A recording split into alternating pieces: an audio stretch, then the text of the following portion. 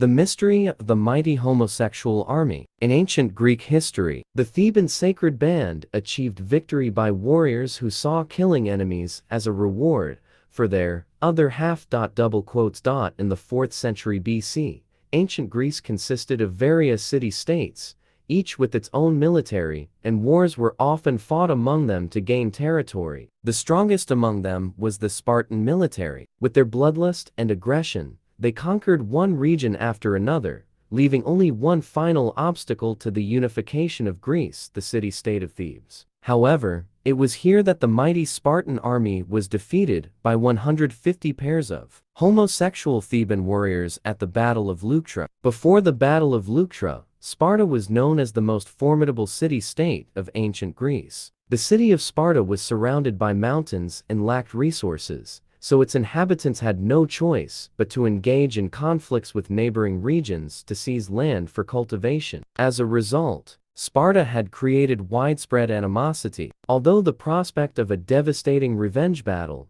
one that would determine their survival, loomed, the people of Sparta developed a society inclined towards warfare. The Spartan people trained to be strong, tough, and more ferocious than their neighbors. Only through this approach can they survive and thrive. During times of war, both men and women were ready for combat. When a boy turned 7, he would be taken from his family and placed into a military school, where they would fight and live under strict discipline. They slept on hard beds with rushes as a mattress, were given only one set of clothing to wear for the entire year, and were not allowed to study or practice any art forms. Girls, although not concentrated in military camps, still had to engage in sports training at home. Any child born with a deform die of starvation. The legendary lawgiver of ancient Sparta, Lycurgus, did not allow any form of monetary exchange because he believed that money led to division and selfishness,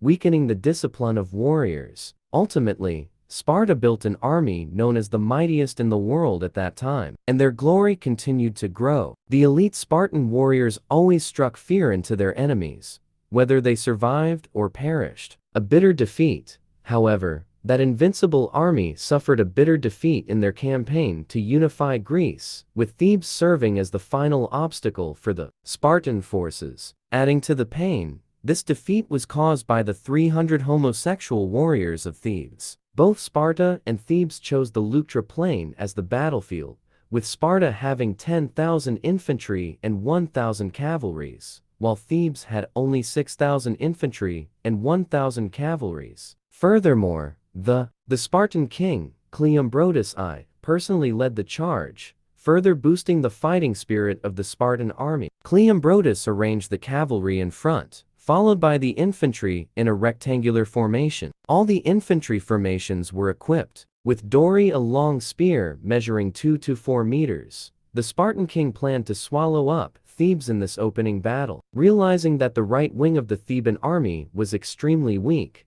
with only 300 defenders, King Cleombrotus launched a series of heavy infantry assaults to break through the vulnerable right flank. Strangely, in a seemingly weak position with only 300 soldiers, these warriors were courageous and incredibly steadfast. They held their formation firmly and inflicted heavy casualties on the battle-hardened Spartan forces. Meanwhile, on the other flank, with a denser formation, the Theban army delivered powerful blows.